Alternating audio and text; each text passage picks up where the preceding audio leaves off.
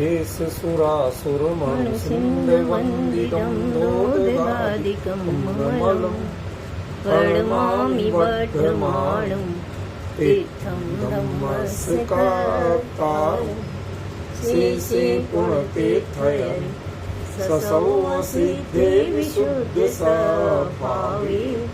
समणे अणार्दंस चरितौ वीर्यायारे ते सर्वे समदं पतेगमेव पतेगं वन्दामि अवर्तन्ते अर्हन्ते मानुषे खेते इच्छा अरिहन्तारं सिद्धाणं तरणमो गणराणम् अध्यावैवद्गाणं साहूणं चैव सौवेसिं तेसिं विशुद्धदंस नारपहाणासमं समासेज्य उपसंपयामि सम जप्तो मे बाणसंपत्ति।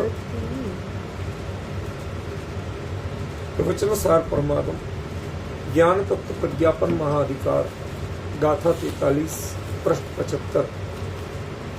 उदय गदा कम मनसा विजण वर वसे हिणी अदिला भड़िया ते सुविमूढ़ो रत्तो दोतो वा बंध मणु अवधि।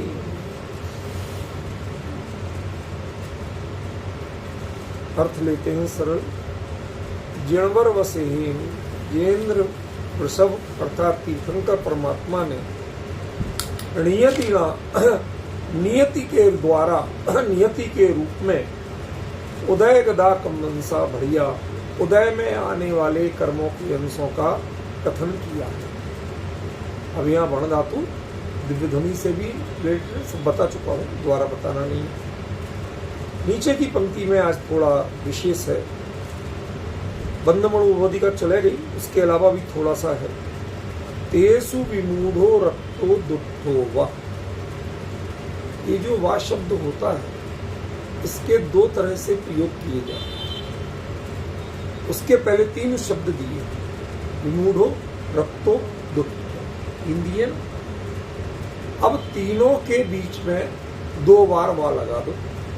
एक तो तरीका ये, विमूढ़ो वा रक्तो वा दुष्टो वा, एक जगह तो लगा हुआ है, 2 जगह और लगा लो, ठीक है ना। माने मूढ़ हो अथवा रागी हो अथवा द्वेषी। लेकिन यहां ऐसा नहीं लगाया, ऐसा जाता प्रयोग किया जाता, वो प्रयोग किया जाता है कि जब तीनों एक लेवल की चीजें, जैसे राम सीता मोहन, कोई एक आओ, राम आए अथवा सीता आए अथवा मोहन, ये एक लेवल के, तब तो वा का प्रयोग तीनों के साथ कर दिया। लेकिन जब एक ही लेवल के नहीं तो उसका प्रयोग बीच में सिर्फ एक जगह, विमूढ़ो के साथ आएगा वा, फिर रत्तो दुष्टो वा। अभी बात क्लियर नहीं हुई, मुझे पता है नहीं, सुनो तो सही, पहले दिमाग में कुछ जिज्ञासा तो होने दो, तब तो समझ में आएगा। जिज्ञासा ही नहीं होगी तो समझ में कैसे आएगा।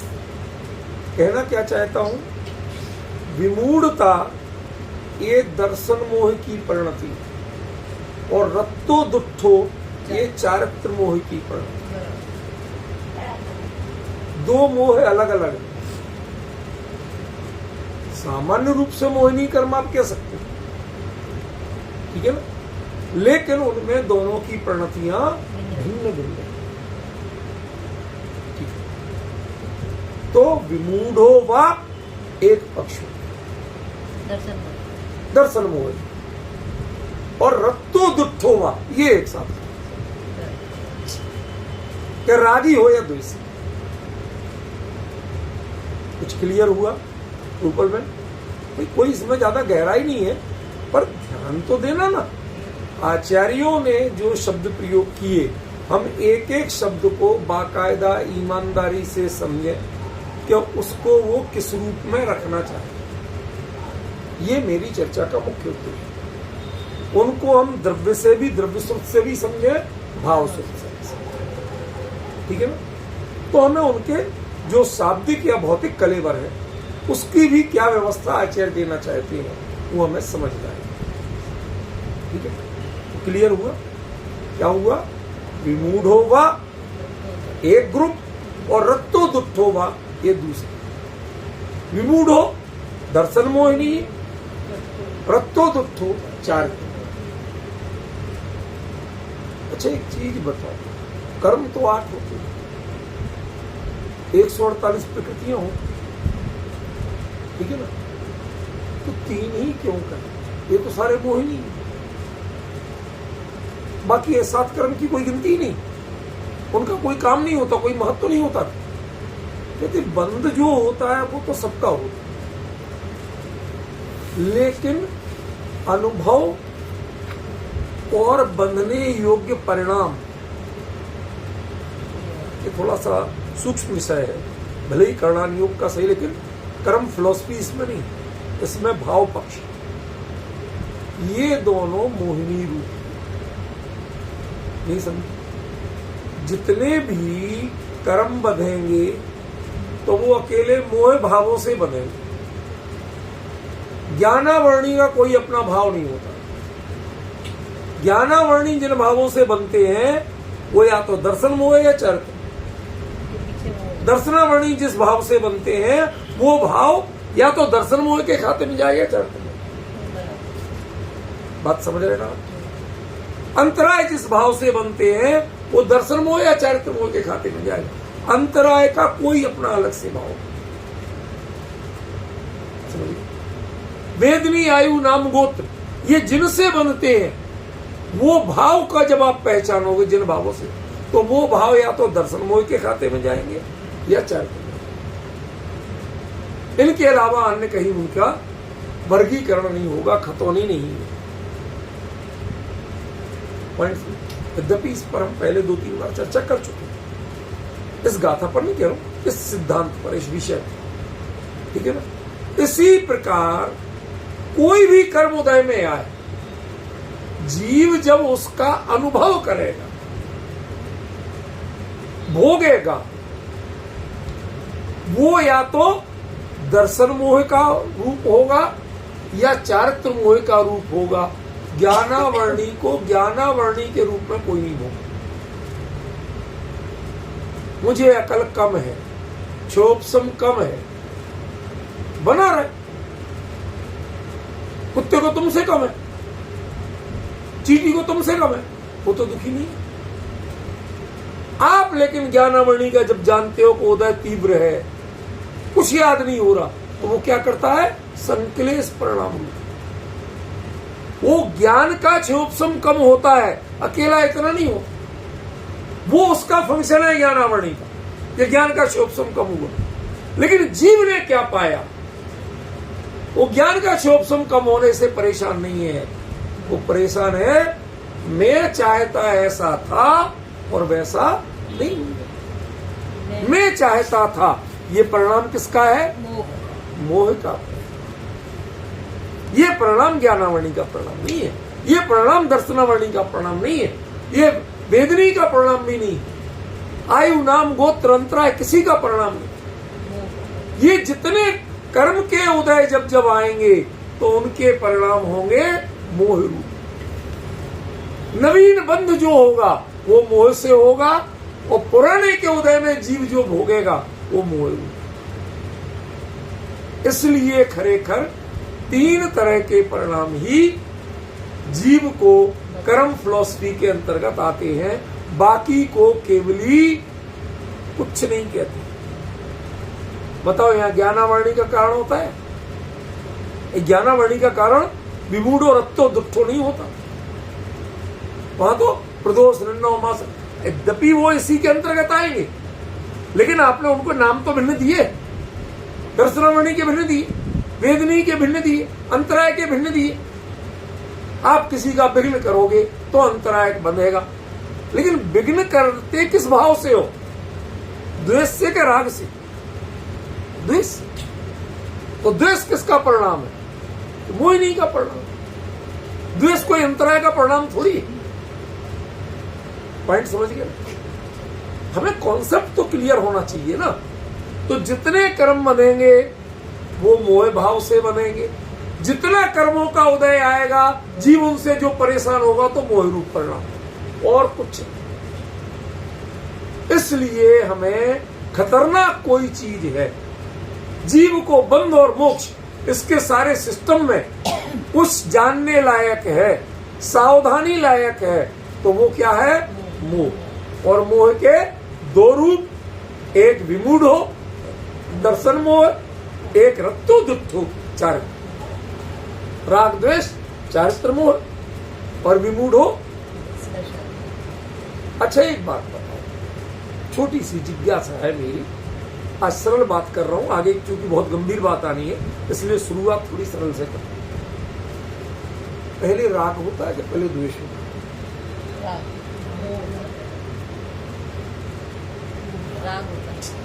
कुछ का कुछ मत बोलो, मैंने पूछा राग होता है कि द्वेष होता है? अब ऐसे इतने ज्ञानी मत बोलो, जितना पूछो उतनी बताओ। तो द्वेष नहीं होता, पहले राग। अच्छा, सांप आ जाए अभी, कुत्ता घुसा है तो पहले भगाओ इसे, अपने से राग। अभी पॉइंट समझो। आपको किसी वस्तु से मूल में द्वेष नहीं, आपके जिन स्वार्थों से आपको राग है, उन स्वार्थों में जो बाधक लगता है उससे आप द्वेष करते। जब आपका राग जिससे बाधित होता है उससे आप द्वेष करते हो, वहां आपकी द्वेषात्मक परिणति होती है। जीव मूल में किसी से द्वेष नहीं करता। पालने वाले तो कुत्ते को पालते हैं, गोदी में लिए ऐसे घूमते, बच्चे को नहीं लेंगे, गोदी कुत्ते को ले। समझ में? इसका मतलब वो कुत्ता द्वेष का कारण तो आप नहीं कह सकते। मूल में जब होगा जीव को तो राग ही होगा, द्वेष कभी। राग की असफल परिणति का नाम द्वेष। इसलिए यदि कोई द्वेष कर रहा है, आपसे नफरत करता है, तो नफरत पे मत जाओ, आप उससे द्वेष मत करो। आप पहचानो कि आपके कारण उसका राग कहां पीड़ित हो रहा है, आप उसके किस राग में बाधा बन रहे हो। आज किसी सज्जन का फोन, वो कहने लगे साहब आप अच्छे विद्वान हो, इतने जानकार हो, ऐसे इतने अच्छे, दुनिया भर की बातें, आप अच्छा नहीं लगता कुछ बोले आपने, ऐसा लगे अपनी मान बड़ाई सी कर रहे। फिर भी आपको लोग ज्यादा पूछते क्यों नहीं, बुलाते क्यों नहीं? बड़े बड़े इंटरव्यूज या दुनिया भर की कमेटियां, उनमें ज्यादातर आपको बुलाया ही नहीं जाता। ऐसी क्या आपसे लोगों को तकलीफ? आप लड़ते झगड़ते रहते हो क्या? कुछ पंगा करते हो? तो ऐसा तो नहीं है। फिर क्या है? मैंने कहा भाई मैं एक मामले में बदनाम आदमी हूं कि मैं करप्शन नहीं करता। कोई कह दे सर भाई ये जरा ख्याल रखना, आपको जितना हम पहुंचा देते। अच्छा, जो करप्शन नहीं करता हो, बाकी सब लोग जो बैठे वो उससे परेशान होते, कहते एक आ गया अब हम कैसे खाएं। सब टेंशन में होते हैं। जो एक बार बुला ले वो कहता कान पकड़े भाई दोबारा, हमारा सारा कमाई चलेगी। समझ गया ना? कोई नहीं बुलाना चाहिए। कभी आपने उनके इस द्वेष के पीछे का मासूम राग देखा? वो निजी तौर पे कई बार कहते साहब हम आपको बहुत बड़ा, हम बहुत आदर करते, मैं कुछ भी लिखूंगा सबसे पहले पढ़ेंगे, लोगों को कहेंगे पीछे, लेकिन बुलाएंगे। अब समझ रहे? वो जब तुम उस चीज को मानते हो कि योग्य है, सब कुछ है, फिर द्वेष क्यों? फिर परहेज क्यों? क्यों उनके राग को आप कहां हर्ट कर रहे हो? उन्हें करना है करप्शन और आप अब पहुंच गए तो ना करप्शन खुद करते हो, ना आपके डर के मारे कोई कर पाता। सच बताऊं, जहां के इंटरव्यूज में पहुंचता हूं ना, और यदि 2 प्रश्न पूछ लूं, उसके बाद बाकी लोग अपने आप मौन व्रत धारण करना शुरू कर देते हैं। कहते हैं इनके आगे ना हम प्रश्न पूछ सकते हैं, ना अगले की ताय निकाल सकते। कहते हैं ये तो दूध का दूध, पानी का पानी, असल में उसे कितना आता है 1 मिनट में बता देते, और उसी के मुंह से कहलवा देते। उसी प्रश्न को ऐसा बदलेंगे कि अगला अपने आप बोल जाए, समझे, अपने मुंह से कहेगा हाँ साहब हमें नहीं आता, हमने पढ़ा नहीं, हमने इस पर ध्यान ही नहीं दिया। तो पता तो चल जाता है कि अब 2 शब्द सुन के हमारे संस्कृत प्राकृत लाइनों में एक और विचित्र बात चलती है। लोगों को किसी का समर्थन करना हो तो उससे माने यूनिवर्सिटी या प्रोफेसर वगैरह की नियुक्ति कर रहे, और प्रश्नों का स्तर ऐसा रख देंगे कि जिसे निहायत ही बचपना कहो। कोई गाथा याद हो तो सुनाओगे। अब जिसने मास्टर्स कर रखा है प्राकृत से, एक आध गाथा तो याद होगी, वो सुनाई देगा। अब मैं उससे नहीं कहता हूं कि आपने गाथा से, मैं उससे वाह बहुत बढ़िया सुना। अब मैं जरा मेरे सुनने में थोड़ी प्रॉब्लम हो रही, आप इसको लिख के दिखाओ, बोर्ड है लिख के दिखाओ। अब वो फंस गया। अब हमने कुछ नया तो कह नहीं दिया, जो दूसरों ने पूछा था हमने उसी प्रश्न को बनाए रखा। हमने कहा भैया लिख के दिखा देते, मैं समझ जाऊंगा। अब हमें पता है कि वो उतना प्रबुद्ध है ही नहीं, वो उसमें लिखने में 10 गलतियां कर दी। अब जितनी गलतियां की उनको पूछ लो, भाई इस बारे में कुछ पता है तुझे? नहीं। ये सही है कि गलत? लगता तो ठीक ही है। ये मिटाएगा, ऐसे वैसे सारा गंदा कर देगा बोर्ड। अब सारी जूरी को पता चल गया कि इसने गाथा सुनाई तो जरूर थी, लेकिन ये रटंत विद्या थी, इसको इस बारे में आता धरता कुछ भी। और मैंने कोई उसको अन्याय नहीं किया भाई। आखिरकार मेरी ड्यूटी क्या थी कि मैं ये जानूं परखूं कि हाँ इसे वास्तव में अपने शास्त्र का, अपने विषय का कुछ आता है। अरे इसे ही नहीं आएगा तो दूसरे को पढ़ाएगा क्या? ये अध्यापक बनने जा रहा है। हमारी ड्यूटी होती है, इसीलिए हमें बुलाया जाता है एक्सपर्ट के रूप में। अब लोग डरते हैं, कहते भाई ये तो कोई ये भी नहीं कह सकता कि इनने कठिन बात पूछी, और ऐसे फंसाते हैं। अगला आदमी खुद ही कहता भाई साहब हमें कुछ नहीं आता, माफ करो हम याद। आज आपको कुछ भेद खोल रहा हूं, द्वेष कहां से उत्पन्न होता है। अगला कहता है साहब ये आदमी बहुत गड़बड़ है, ये कठिन कठिन प्रश्न पूछते। मैंने कहा भैया क्या पूछा था? जो गाथा तुमने सुनाई थी उसको कहा था भैया बोर्ड पे लिख के बता दो। कुछ नई बात कही थी, कठिन बात कही थी। अच्छा तुमने जो लिख दी है इसमें इसका मतलब क्या होता बता दो, ये ठीक लिखी कि नहीं? हमने कुछ क्या किया? और वो फंस जाता। डिफरेंस समझे? अब द्वेष कहां पैदा हो रहा है? उन्हें लगा कि ये मेरे इसका पूछने के बाद या इनके लिखवाने के कारण अब मेरा चयन नहीं हो रहा, मेरी नियुक्ति नहीं हो रही।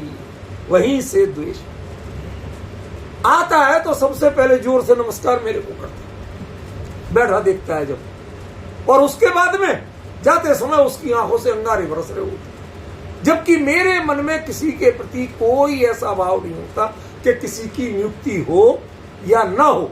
मेरे मन में सिर्फ एक भाव होता है कि जो पद है उसके योग्य व्यक्ति का चयन हो, अयोग्य का ना। कोई मेरे राग द्वेष का पात्र। हम एक्सपर्ट हैं तो उस पद की योग्यता के, समझ गए? यदि पद की योग्यता से देखे तो कोई नाराज नहीं हो सकता। भैया मैंने सिंपल सी बात पूछी थी। नाराजी कहां से पैदा हो रही? उसे आशा थी कि मैंने सब गुरुजनों के खूब चरण सेवन कर लिए हैं, एक्सपर्टों को मिठाई भी भिजवा दी है, अब तो मेरा हो ही जाएगा। एक इनके कारण मेरा उद्देश्य उसका नहीं हो, ये स्वप्न में नहीं। लेकिन जिस पद के लिए चुना जा रहा है उस पद की योग्यता के अनुरूप हो, उस पद का गुलाम था मैं, उसके एक्सपर्ट था मैं तेरा रागी द्वेषी नहीं। संसारी जीव अपने स्वार्थों से बंधते हैं और उनके कारण द्वेष करते हैं। अपना स्वार्थ जब फेल होता है तो द्वेष करते हैं। मूलतः द्वेष कोई करना नहीं जानता, मूलतः सब राग के कारण जानता। वो आके सबसे पहले मेरे को जोरदार नमस्कार करता है, तो इस कारण से करता है भाई साहब सुना है कि इनके प्रश्न जरा तेज होते हैं, सबसे पहले गुरुजी को खुश कर लो। राग कर रहा है बेचारा, द्वेष नहीं कर। उसका राग असफल हुआ तो तमतमाता हुआ जाता है, टेढ़ी आंखों से देखता है, द्वेष करता है। ये सिंपल दृष्टांत रूप में आ गई बात, कोई वो चर्चा करना मेरा उद्देश्य नहीं था। राग असफल होगा तो द्वेष बनेगा। इसलिए या तो जीव को समझ में नहीं आएगा तो ऊट पटांग निर्णय करेगा, जो है उसके विपरीत सब कुछ करेगा, वैसा नहीं करेगा। एक बात बताओ, सब बच्चे भी पढ़ते हैं विद्या ददाति विनय, सामान्य संस्कृत की बात। जिसे यदि शास्त्र से कुछ सीखेगा तो उसे पहला लक्षण क्या है, उसके जीवन में विनय है। यदि अकड़ आ गई तो इसका मतलब है वो मूढ़ है, विमूढ़ हो, विशेष रूप से मूढ़ है।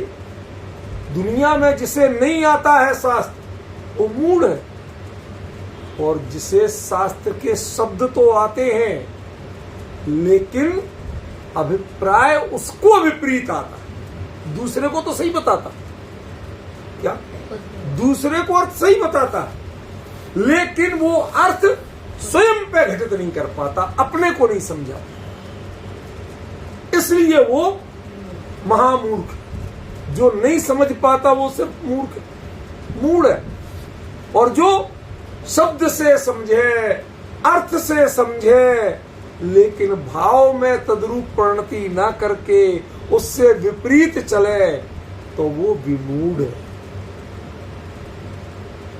इसलिए जो शास्त्र के ज्ञाता हैं प्रायः विमूढ़ वो होते हैं, जिन्हें शास्त्र समझ में नहीं आता है वो तो दया के पात्र, वो मूढ़ होते हैं, वो विमूढ़ नहीं होते। विमूढ़ वही होगा कि शास्त्र की सारी पंक्तियां रटी पड़ी हैं, सबको सुना सकता है, नींद में भी पूछ लो तो बता देगा। तो इन सुनाने से क्या हो जाएगा भैया, ये तो टेप रिकॉर्ड भी सुना देता कि नहीं। अरे आपको समझना पड़ेगा, जिनवाणी शास्त्र भगवान की वाणी, इनसे परिणामों में परिवर्तन नहीं आया तो ये दिव्य ध्वनि नहीं है।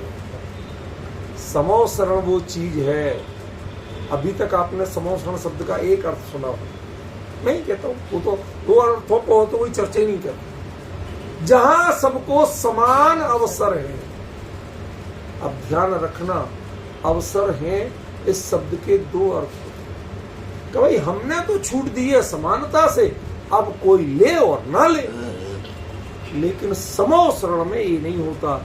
वहां पर सब लेते ही लेते, नहीं लेने वाला कोई नहीं पहुंचता। वहां न्यूनतम सुधार तो हो गई होगा, और न्यूनतम सुधार क्या होगा, केते ही जीव सम्यक दर्शन लाए, केते ही देश व्रत धारण करे हैं, केते ही महाव्रत धारण करके मोक्ष मार्ग में ये जो टोडरमल जी ने लिखा है उन पर विचार करो। उन्होंने ऐसा नहीं लिखा कि कहते ही तो मूर्ख ऐसे होते हैं कि भगवान की वाणी सुन के हाय हाय कह के काला बैज लगा के चले जाते हैं। कोई हिम्मत नहीं कर सकता, ऐसे परिणाम किसी के हो ही नहीं सकते। ऐसे परिणाम जिसके होंगे वो तो समोसरण 12 सभा में नहीं पहुंच पाएगा, वो कल्प वृक्षों में अटक जाएगा, नाट्यशालाओं में अटक जाएगा। समझे?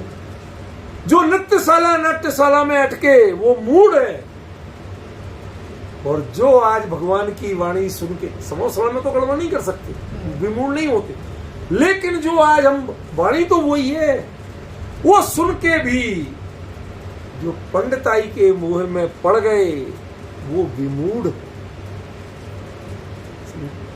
एक पक्ष है विमूढ़ता का। ये क्यों होता है? जरा विचार कर, होता क्यों? मैं जो लेख लिखा ना, अभी पूरा तो नहीं हुआ अभी भी, लेकिन मतलब आप शायद वो जो शुरुआत है उसकी, वो आज तक कभी नहीं लिखी गई, कहीं किसी ने नहीं लिखी, पहली बार बात आई है। और इतना मैं भाव विभोर हुआ जब लिख रहा था कि मुझे अंदर में तृप्ति बहुत। उसमें एक छोटा सा प्रश्न किया कि आज ये दो वर्ग बने क्यों, कि एक मुमुक्षु एक मुनिपंथी आमने सामने खड़े विरोधी की तरह हुए। विजय जी जरा ध्यान से सुनिए, बहुत मार्मिक प्रकरण है। तो मैंने उत्तर दिया कि भाई, इन्हें जिन शासन का मर्म समझ में आया, और वो मर्म ये तो खाली समझे हैं, और आप जो है उनमें जीवंत दिखना चाहिए, ये तो शब्दों में समझे। आप में तो वो हमने जो शास्त्र में पढ़ा उसके अनुसार आप में वो लाइव दिखना चाहिए। अब नहीं दिखता है इसलिए आपको नहीं मानते। हो सकता है तुम्हारी अकल कम हो, तुम्हें नहीं दिखता, आंखें कमजोर हो। प्रश्न किया है, इन शब्दों में नहीं, रफ टफ शब्दों में नहीं, लेकिन प्रश्न किया।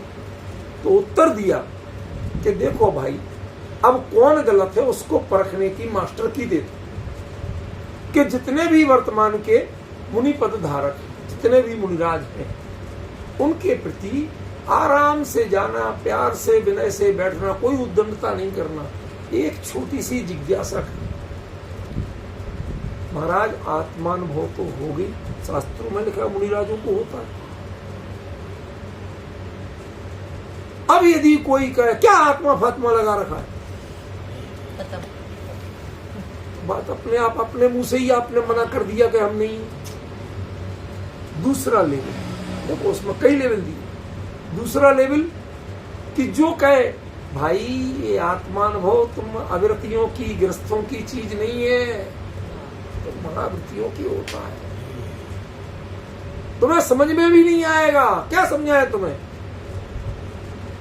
ये मतलब वंचना का एक नया तरीका, हमें आता नहीं, सामने वाले को बताना नहीं, फिर भी अपनी कमी कैसे स्वीकार कर लें, तो कह दो तुम जानने के पात्र ही नहीं। समझ गए? इसलिए नहीं बता रहे, तुम्हें आता तो हमें सब कुछ है। तीसरे मिल जाए थोड़े शांत परिणामी, तो उनसे पूछना कि महाराज थोड़ा सा आत्म अनुभव के बारे में बताओ।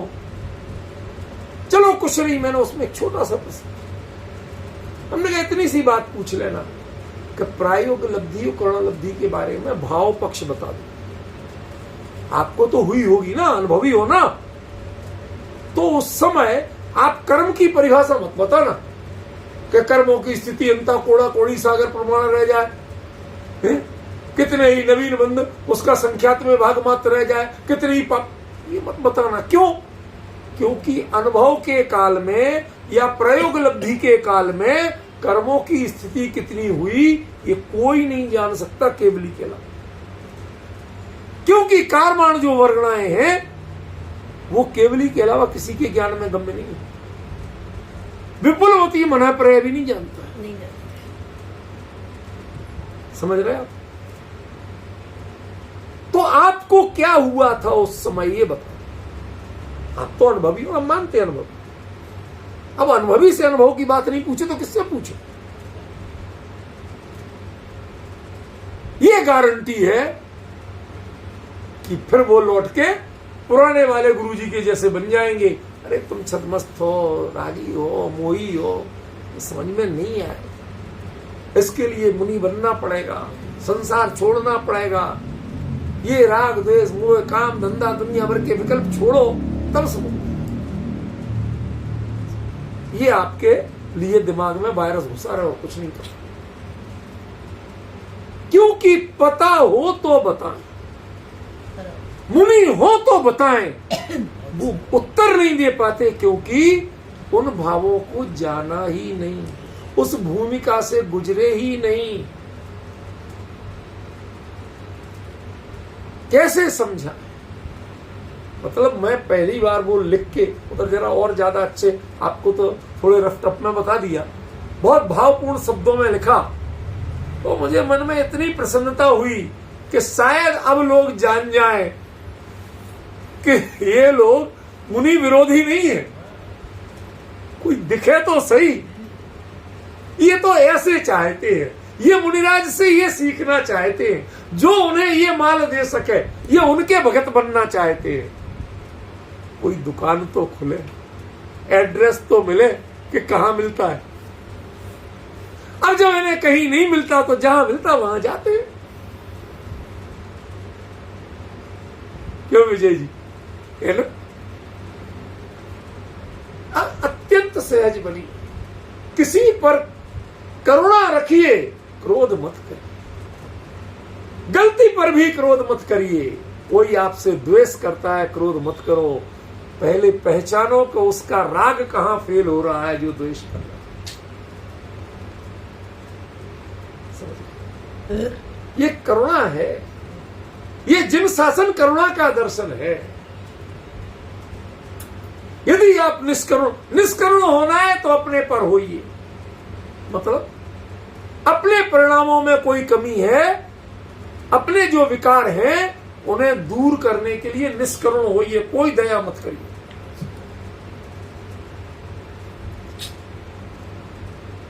दोपहर को जब आप पूछ रहे थे, मैंने इन्होंने 2-3 बार एक बात पूछी, मैंने उत्तर ही नहीं दी। ये कहते कि कुछ क्या बात है, सुन ही नहीं रहे। हम क्या बताएं कि उसमें हम क्या लिख रहे थे, कहां उपयोग, मेरा मन रम रहा था उसमें कि क्या उसमें विषय ऐसा था, मैं आपको भी खोल नहीं सकता यहां से, आप विषय से विषयांतरित नहीं होना चाहते। वो परिणति पता चले, ये जिनवाणी क्या है, ये अनुभव की वाणी, अनुभवियों की वाणी। इसमें जिससे यदि विमूढ़ता क्या रिएक्शन आता है, अभिमान,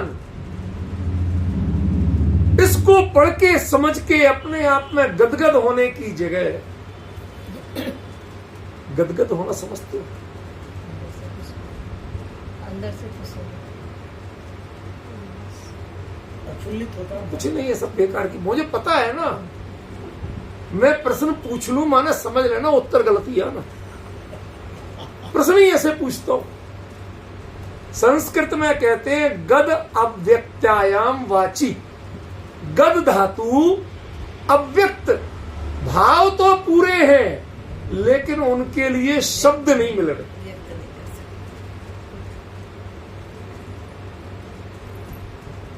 सकते। आप कहते हो कभी कभी, समझ तो रहे ना आप,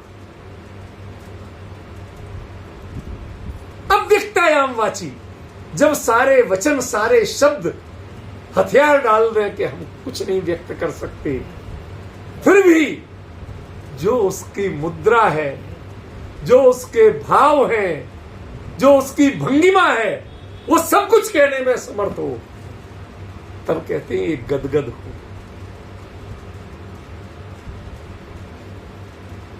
क्यों विजय जी, आज के पहले गदगद होना आता था?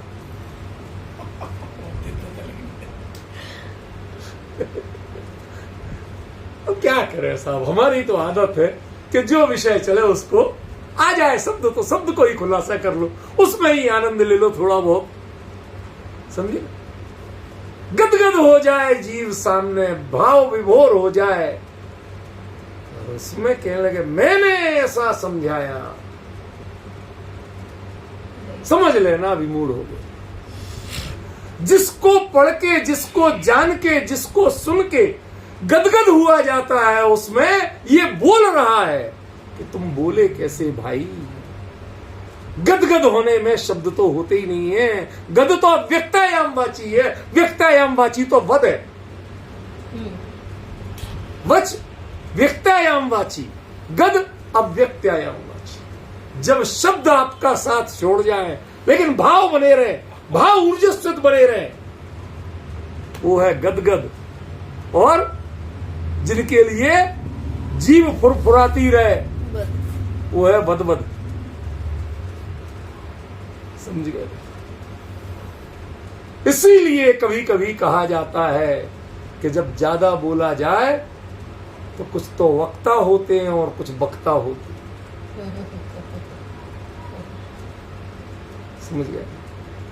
समझ लेना, जिनवाणी की ज्ञानियों की चर्चा, उनके हृदय के भाव खोलना, वो अपने भाव विभोर होके खूब करो। आप ऐसे विद्वानों की बारंबार जरूरत है समाज में, सब जगह में, जो ज्ञानियों के वचन, उनके मर्म को खोलें, लेकिन बोले तब तक कि जब तक ज्ञानियों का मर्म खुल रहा है। जब अपना बड़प्पन बनने लगे तो वहां मौन हो जाओ, अन्यथा विमूढ़ हो जाओ। अभी तक विद्वान थे और अब मूढ़ ही नहीं, विमूढ़ हो गए आपसे। ध्यान रखना, बड़े लोगों के साथ यही समस्या। छोटा व्यक्ति, सामान्य व्यक्ति छोटी मोटी गलती कर दे तो कोई नोटिस नहीं लेता। सभा में बड़े हजारों की भीड़ हो और माली बैठ के सो जाए, ये आदमी सुबह से लगा था झाड़ू पोछा करने, अब चैन मिली, सो गया आराम से खर्राटे। आप फिर भी, लेकिन कोई बड़ा विद्वान होके गुरुदेव श्री के सामने बैठ के वो ऐसे भाव विभोर होके गदगद जैसे मुद्रा में और कुछ वचनों से भी समझा रहे, और उस समय आपको नींद आ जाए, खर्राटे आ जाए, कुछ हो जाए, तो भाई अब आप कृपा करके सामने मत बैठा करो, आप साइड में बैठा। क्यों? किसको देख के बोले? और यदि सामने किसी को सुनना ही समझना नहीं है तो बोले ही क्यों?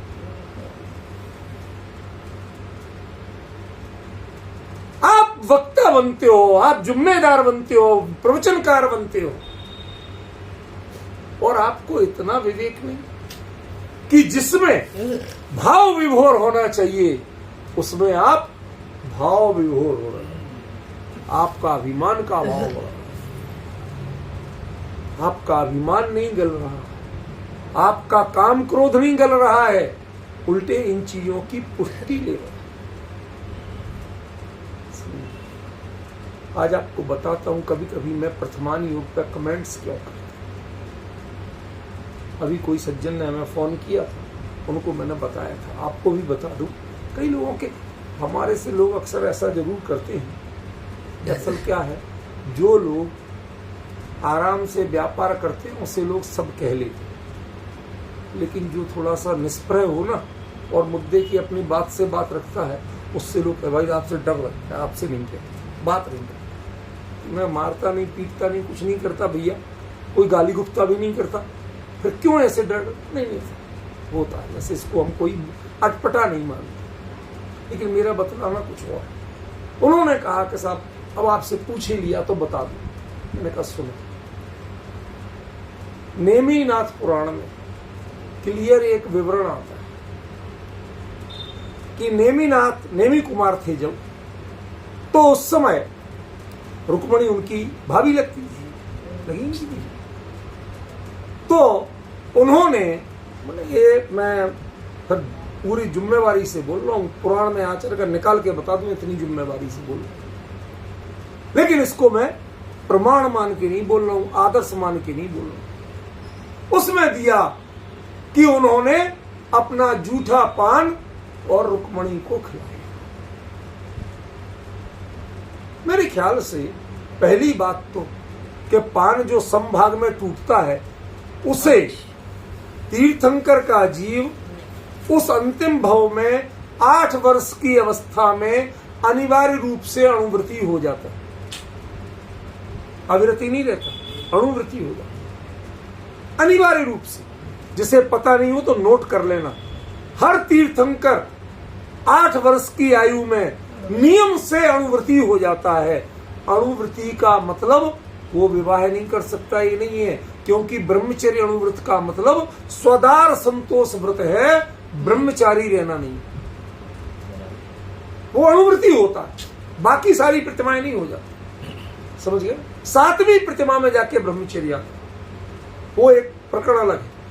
तो वो अणुव्रती तो थे ही ना, तो एक अणुव्रती कैसे तो संभाग वाली चीज खाएगा नहीं खाता। और कैसे अपना जूठा दूसरे की पत्नी के मुंह में खिलाएगा।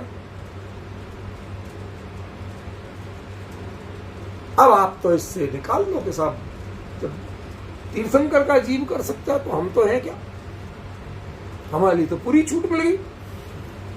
लोग ऐसे दृष्टांतों का अनर्थ करते हैं, अपने लिए अपने काम क्रोध आदि के पोषण के बहाने खोजते हैं, प्रमाद के बहाने खोजते हैं, बार बार कहते हैं रामचंद्र जी 6 महीने तक लक्ष्मण, क्या क्या बातें करते हो आप। जहां एक सामान्य व्रती जीव वो 6 महीने क्या 6 घंटे क्या अंतर मुहूर्त को नहीं रखे और ले जाते हैं, कहते असंख्यात तरसजीव पढ़ते हैं, और वो ऐसा कर सकते थे। ये सब जो मोह बढ़ाने वाली बातें आप करते हैं, तो मैं प्रथमान युग से थोड़ा सा बचने को कहता हूं कि उनमें बहुत सी बातें अतिरंजित होती हैं, हर बात तत्व ज्ञान नहीं। उनमें जितनी तत्व ज्ञान की बात है आप जरूर लो, उसको अब प्रमाण नहीं कह रहा हूं, लेकिन इन सब किस्सा गोई जितनी है वो सब प्रमाण नहीं, समझे। तो अपना मुद्दा क्या था कि तेसु विमूढ़ो, यदि आप इन बातों को कह के देखो साहब फला आचार्य ने लिखा, फला पुराण में लिखा, तो मूढ़ता की बातें कर। जिनवाणी मोह घटाने वाली है, मोह मिटाने की दवाई है, और उससे तुम मोह की पुष्टि के साधन निकालो। समझ रहे हैं? यह भी विमूढ़ता है। आचार्यों के वचनों का दूसरे अर्थों में प्रयोग करना, कर्म क्रोध आदि के पोषण के लिए प्रयोग करना, ये भी मूढ़ता है, समझे। अध्यात्म की चर्चा का अहंकार लेना, ये भी मूढ़ता है। इसको व्यापार का साधन बनाना, ये भी मूढ़ता है। और इस कारण से लोगों से राग या द्वेष का, मैं कई बार सोचता हूं, सच कह रहा हूं रूपल बहन, आज अपना हृदय खोल रहा हूं, कई बार ऐसा लगता है कि तुमने जीवन में कोई ऐसे काम नहीं किए, जिनवाणी के विरुद्ध, आगम के विरुद्ध एक शब्द नहीं बोला,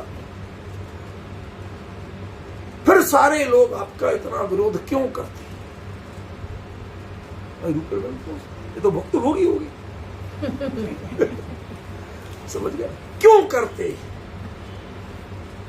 मैंने कहा भाई, जिनका व्यापार बाधित होता है, आज का जमाना खरा कहने का नहीं। जो एकदम खरा सोना बेचता हो, वो ज्यादा लाग लपेट नहीं करता, ग्राहक को बुलाता और चाय नहीं पिलाता, चाय का पैसा निकालेगा काय में से। यदि खरा सोना और खरे दाम पे बेचना है तो वो चाय पिलाएगा कहां से। ऐसे ही आपको जो खरी बात कहेगा वो आपको मीठे चुटकुले सुनाएगा कहां से। वो इधर उधर की बातें क्यों करेगा, क्यों लेन देन की बातें करेगा, और क्यों जिन शास्त्र में समझौते करेगा। और यदि उसका सत्य कह दिया तो लोगों को मिर्ची तो लगना ही लगना, समझ गए, लगना ही लगना है, ये कह रहा हूं।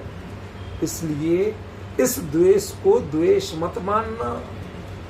दूसरा तुमसे द्वेष करे, खतरे की बात नहीं है, मान के चलना 99% तुम सही हो। आज के जमाने में यदि तुम द्वेष के पात्र बनते हो तो संतोष रखना कि तुम 99% सही हो, 1% ही गलत हो सकता। लेकिन तुम्हारे मन में दूसरे के प्रति द्वेष जगता है, वहां बंद मनोवधि की बात है। अभी तक तो द्वेष क्या है ये बता रहा। दूसरा द्वेष करे, कोई घबराना मत, मुस्कुराते प्रसन्न रहना, संतुष्ट रहना। साहब किसी को अच्छी बात पसंद ही नहीं आती। मेरे तो 10-20 भी फॉलोअर नहीं है, लाइक करने वाले लोगों के हजार हो जाते हैं। भाई ये पंचम काल है, खरी बात पसंद नहीं आएगी, यहां तो मिलावटी माल ही चलेगा। भीड़ बहुत होती है, इससे अपनी योग्यता का निर्धारण नहीं करना, सत्य का निर्धारण नहीं करना। इन सबके द्वेष से तुम अपने आप में संतोष धारण करना कि सब, यदि ये सब स्वार्थी लोग आपसे द्वेष कर रहे हैं, माने यू आर ऑन दी वे। बचपन में विजय जी एक बाइबल का वाक्य पढ़ा था, नाराज मत होना, मैं तो श्वेतांबरों के सारे आगम भी पढ़ ले, तो मेरे पास कुरान भी है, बाइबल सब पढ़ता रहता, गीता भी है, सब पढ़ता रहता हूं, मुझे कोई अंतर नहीं, सब में से अपने मतलब की चीज निकलती। और बाइबल में एक जगह लिखा बड़ा मजेदार वाक्य, I don't know where I am going but I am on my way. मुनिराज अनियत विहारी होते हैं कि नहीं होते? एड्रेस पूछ पूछ के जाते हैं कि कहां चौमासा करना, किसके यहां जाना, किस प्रोग्राम में जाना। अरे ऐसा कर लें तो नियत विहारी हो गए, मुनि नहीं रहे। जिनके प्रोग्रामों के पोस्टर छप गए, उन्होंने नरेंद्र मुनि धर्म को जान ही नहीं, जानते ही नहीं है, खुद भी धोखे में और दुनिया को धोखा दे रहे। समझे ना? अनियत विहारी भाव हुआ। अब यहां से जहां मोह लोगों को या तुम्हें जगता दिखे, इतना सा रेसा भी मोह का दिखे, उठाओ कमंडल और चल दो। अब पता नहीं था कहां जा रहे, लेकिन ईरिया समिति पूर्वक जा रहे थे। देखो उस वाक्य को मैंने मुनि धर्म पे लगाया। महाराज से पूछा, महाराज कहां जा रहे? I don't know where I am going but I am on my way. जो मुनि धर्म की ईरिया समिति है, मैं उससे जा रहा हूं, उसका उल्लंघन करके नहीं जा रहा।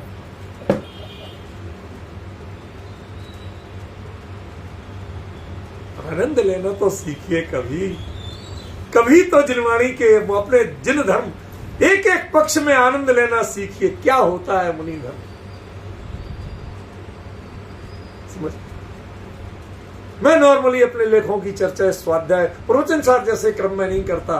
कभी कभी जब बहुत भाव विभोर होता हूं तो बताता हूं कि ऐसी कुछ चीजें चल रही। आप विचार तो करो, अब ऐसा जीव जो या तो विमूढ़ हुआ, या रागी हुआ, या द्वेषी हुआ, वो बंधम अनुभवती, ये क्या कहना चाहते? बंध भी कोई अनुभव करने की चीज है। क्या कहा? हमारे सुभाष जी पूछते थे, सब ये बंध अनुभवती क्या होता है? बंध कोई अनुभव करने की चीज है क्या? ये तो केवली क्या तो दिखता है, हमें तो दिखता ही नहीं कि कौन से कर्म बंधे, कितने निश्चय बंधे, हमें तो आता ही पता नहीं। सब पता होता है, सब पता होता है आपको। एक बार विमूढ़ राग और द्वेष की परिणति में जुड़ के तो देखिए, इनमें तन्मय होके देखिए। प्रति समय आपके जी जैसा जैसा बंद होगा, आप वो उदय में नहीं आए, लेकिन उनके आनुषंगिक जो होते हैं, उनसे आगे पीछे की जो भूमिकाएं होती हैं, उनका जो प्रभाव होता है, वो आपको दिखने लगता है। दूं प्रमाण दूं। अब आगे जरा बहुत सावधानी से सुनना, जो चर्चा निकल गई वो निकल गई। अब बहुत गंभीर चर्चा है, समय बहुत कम बचा है, लेकिन बहुत गंभीर चर्चा। सुनो। राजा श्रेणिक भगवान महावीर के समोषण में जाने के पहले वो गति बांध चुके थे या नहीं बांध चुके थे? वो काम कर चुके थे। अब देखिए, वीतरागी सर्वज्ञ तीर्थंकर परमात्मा के समोषण एक नॉन जैन ब्राह्मण आता है, वो गणधर की पात्रता पा लेता, आता है कि नहीं?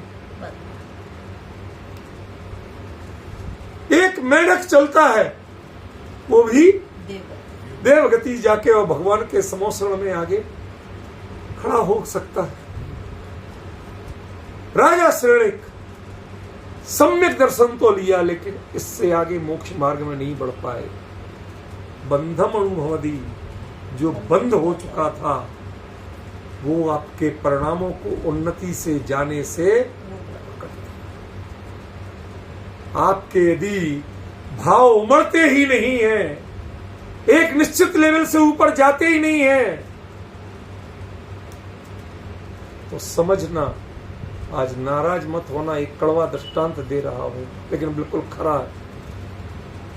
महात्मा गांधी थे ना, राजकोट की घटना, सारे देश वालों से वो कहीं कोई घटना हो, मैं आमरण अनशन करूं, मैं सत्याग्रह करूं, बहुत बातें, सारा देश मानता।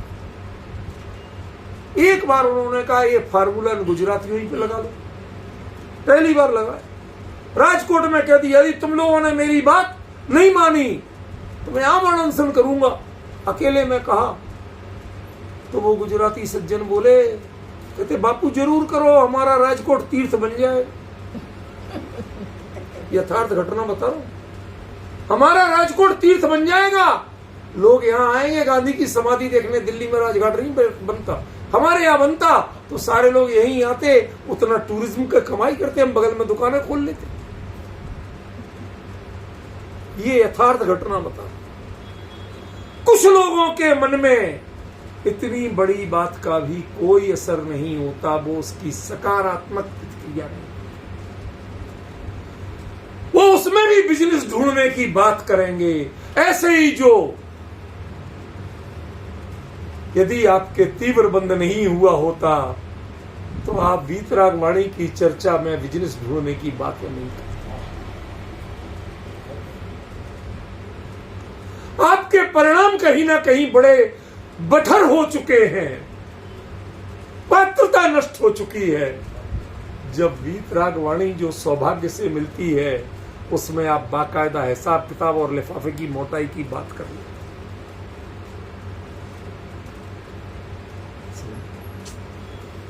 अनुभव कर रहे हो आप, जिसकी चर्चा करने में लोगों के भवि भागन वच जोगे वसाए वाली बात होती है, भव्य जीवों के भाग खुल जाते हैं, लेकिन तुम्हारा दिमाग नहीं खुल पाया, तुम्हारे भाव नहीं खुल पाए। तुम्हारा भाव तब भी लगा हुआ है कि इसके बदले में कितना माल मिलेगा। वो निर्माल्य है, लेकिन आपने उसको माल माना। ये बंध का अनुभव कर रहे हैं। यदि इन्हें बंध दुर्गति का बंध नहीं हुआ होता तो इस वीतराग वाणी, भगवान की पूजा विधान, इसके बदले में लेने का साहस कैसे होता, ये भाव कैसे जगते। जैसे श्रेणिक ने लाख चाहा, सामने जीवों को मोक्ष जाते देखा, लेकिन खुद अविरत से ऊपर नहीं बढ़ सका, क्योंकि बंद मणुहोदी, वो नरक का बंद हो चुका था। भले ही वो 7वें से पहले में आ गया, लेकिन गत्यानुपूर्वी और गति तो नहीं छूटी। उसके कारण परिणाम उससे ऊपर नहीं जा रहे। समझ रहे हो कुछ क्या कह रहा हूं? परिणाम उससे ऊपर नहीं उठ रहे थे।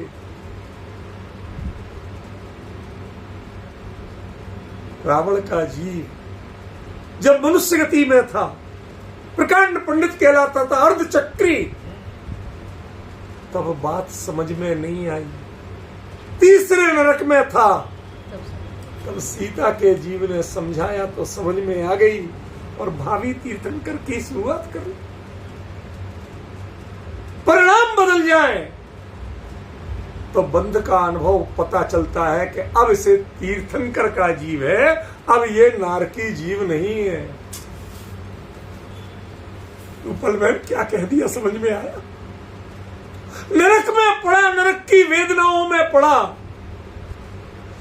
लेकिन जिस समय उसने गायक की अनुभूति की और अपने को उस मोक्ष मार्ग में पाया, तो वो बंधम ना वो अनुभवदी, मोक्ष अनुभवदी, वो तीर्थंकर का जीव बन गया और अर्धचक्री रहते हुए तीर्थंकर का जीव। मनुष्य रहते हुए तीर्थंकर का जीव नहीं था। हम तो मनुष्य गति को अच्छा। बहुत बड़ा मानते हैं साहब, अत्यंत दुर्लभ, बहुत बड़ा सौभाग्य।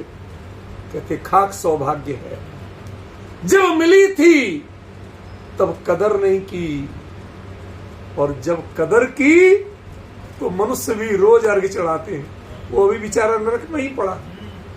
लेकिन तीर्थंकरत्व की पात्रता शुरू कर ली तो हम रोज अर्घ चढ़ाते हैं, भूत भविष्य वर्तमान की 30-24। ये है बंध और मोक्ष के अनुभव की स्थिति। जब इस तत्व ज्ञान में राग द्वेष मोह की स्थिति करके आप बंध का अनुभव करते, यदि हम किसी की निंदा करने के लिए बोलते हैं, द्वेष के भाव से बोलते हैं, तो भाई साहब आप बंध का अनुभव कर रहे हो। आपने जिनवाणी का मर्म नहीं जाना। आपके मुंह से, आपके भावों में द्वेष के वचन और द्वेष के भाव कहां से?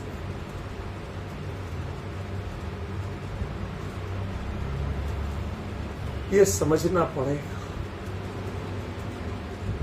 आपके परिणाम, टोडरमल जी ने जो लिखा वो दृश्य ख्याल में आता है, आंखों में झूलता है। वो लिखते हैं जैसे कोई बालक, उसे स्त्री का मेकअप कर दिया जाए और हाव भाव सिखा दिए जाए और वो मंच पे हाव भाव पूर्ण नृत्य करता है, उसे देखकर सभाजन तो कामासक्त हो जाए, किंतु उसे किछु खबर ही नहीं, उसे नहीं पता कि इसका मतलब क्या है।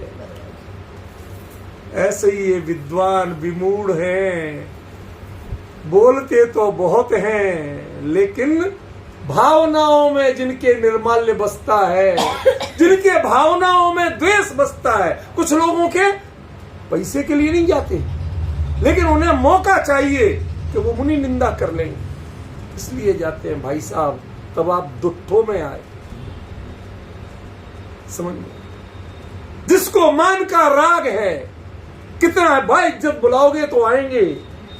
रूपल में ये राग द्वेष मोह, ये बंध का अनुभव हो रहा है आपको। हमें पता चल रहा है कि जिनवाणी के जो भाव हैं वो आपके भावों में नहीं आता।